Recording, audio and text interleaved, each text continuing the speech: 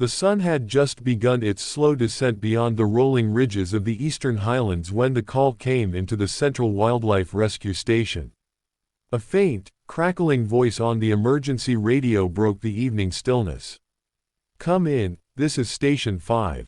We need immediate assistance. There's a large constrictor, giant snake, wrapped around a white stallion. Location, Southern Glade near Ironwood Creek." The transmission fizzled into static. For a moment, the rescue team sat frozen. The room buzzed with the low hum of equipment and the steady tick of the wall clock. Then Captain Aidan Cross stood abruptly, his jaw tightening. "You heard them," he said, his voice calm but urgent. "That horse doesn't have much time. Suit up." The team leapt into motion. Jackets were zipped, radios tested, tranquilizer rifles checked, ropes and poles slung over shoulders. The air inside the station filled with the metallic clatter of gear being hauled from lockers and the hurried scuff of boots against concrete. Among them was Maya Lin, a wildlife veterinarian known for her steady hands and quick instincts. She tucked her medkit against her side and glanced toward Aidan. "If it's really a giant python, we'll need both strength and precision. The coils can crush bones in minutes. Then we move faster than it does," Aidan replied grimly. Within moments, the rescue truck roared to life, headlights slicing through the gathering dusk as it sped along the dirt road toward Ironwood Creek.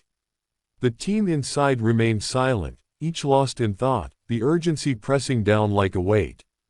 The terrain grew rougher as they neared the glade, the road narrowing into little more than a trail bordered by thick forest.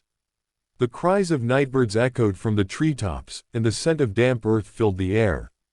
Finally, they skidded to a halt at the creek's edge, where Station 5's unit awaited them.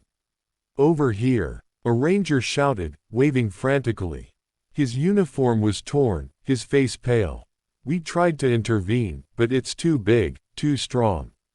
The team followed him at a run, weaving through the tall reeds and underbrush until they emerged into the southern glade. And then they saw it. In the center of the clearing, illuminated by the glow of their flashlights, a magnificent white stallion lay thrashing on the ground. Its hooves struck the earth desperately, but the sound was muffled by the massive coils wrapped tightly around its body. The snake was unlike anything the rescuers had ever seen, easily 30 feet long, its scales glistening obsidian black with an oily sheen that caught the light. Its head lifted, tongue flickering, eyes cold and unblinking as it tightened its grip. The horse's wide eyes rolled with panic, foam flecking at its mouth. Its breaths came in harsh, ragged gasps, chest compressed under the crushing weight of the reptile. "Sweet mercy," one of the rangers whispered. "It's a titan." Aidan's voice cut through the horror. "Positions. Luis, take the tranquilizer gun. Maya, get ready with the medkit. The rest of you, ropes and poles. We have to act now." Luis, the team's marksman, knelt and steadied his rifle, but his hands trembled as he tried to line up a shot. The snake's constant shifting coils made it almost impossible to hit without risking the horse. "It's too close to the body," Luis muttered. Sweat ran down his brow. "We'll distract it," Aidan said. He grabbed a long pole with a metal hook at the end and approached slowly, his boots crunching against the dry grass. His flashlight beam cut across the serpent's face, and for a moment, its unblinking gaze shifted to him. The coils tightened further, and the horse released a weak, desperate whinny that pierced the night. Aidan lunged forward, jabbing the pole toward the snake's head. The creature hissed, loosening its grip just slightly as it reared back to strike. "Now!" Aidan shouted. Luis squeezed the trigger. The tranquilizer dart whistled through the air and struck the thick neck of the serpent. It twitched violently, its coils convulsing. But instead of releasing, the snake thrashed and constricted harder, fury surging through its massive body as the sedative began to take hold. Maya's heart pounded. "We're losing the horse, its ribs could collapse any second." Two rescuers threw ropes around the snake's midsection, pulling with all their strength. Another hooked its tail with a pole, trying to pry it loose. But the animal was monstrously powerful, its muscles rippling under obsidian scales. The horse's breathing grew shallower. Its struggles slowed. Time was slipping away. Maya dropped to her knees beside the stallion, hands pressing against its heaving chest. She could feel the shallow rhythm faltering. Come on, she whispered fiercely. Don't you dare give up.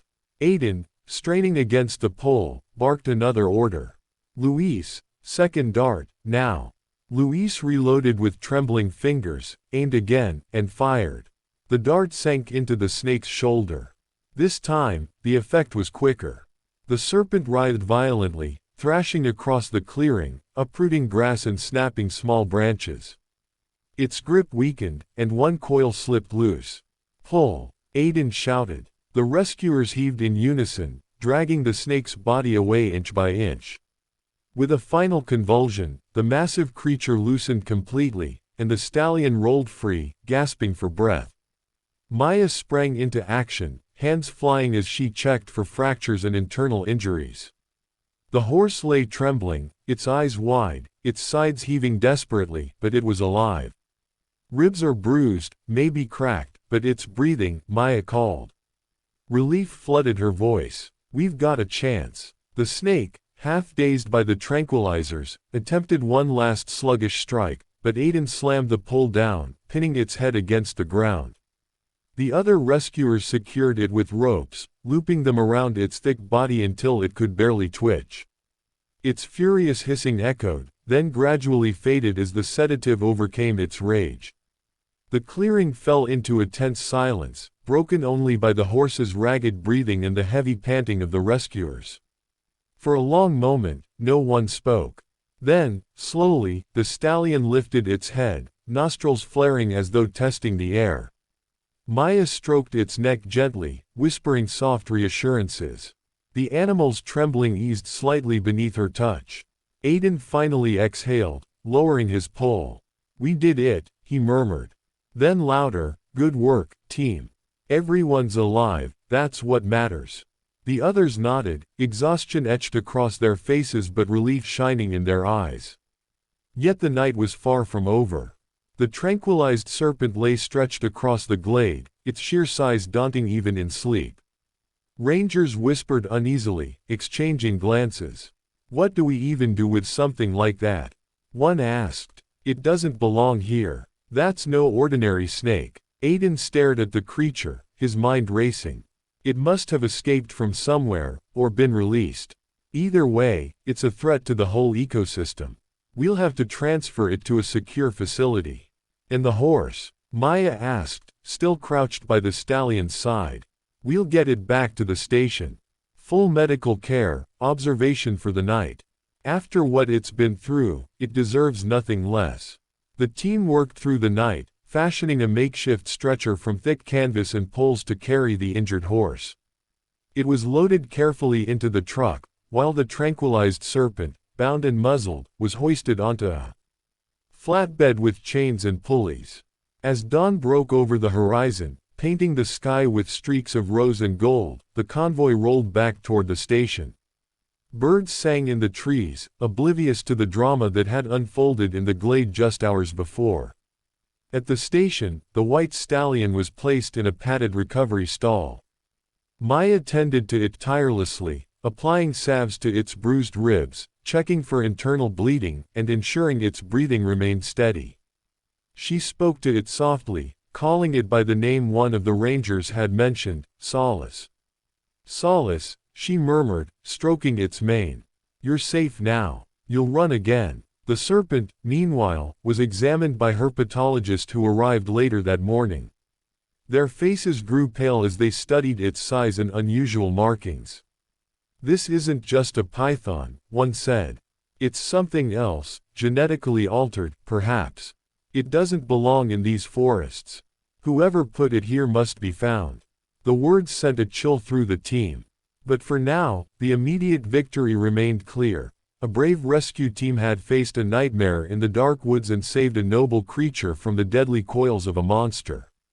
That evening, as the exhausted team gathered in the common room, Aiden raised a mug of coffee in salute. To Solace, he said simply. To Solace, the others echoed, voices weary but proud. And those shadows still lingered, The mystery of the snake's origin, the dangers of the wild, the endless call of duty, they allowed themselves a moment of quiet triumph. Outside, in the cool night air, Solace stood within its stall, breathing evenly now, its white coat gleaming under the soft lantern light. It was alive, and that was enough. For heroes were not only those who slayed dragons or fought wars, but those who rushed headlong into danger to preserve life, whether human or animal. And on that night, in the southern glade of Ironwood Creek, bravery had prevailed.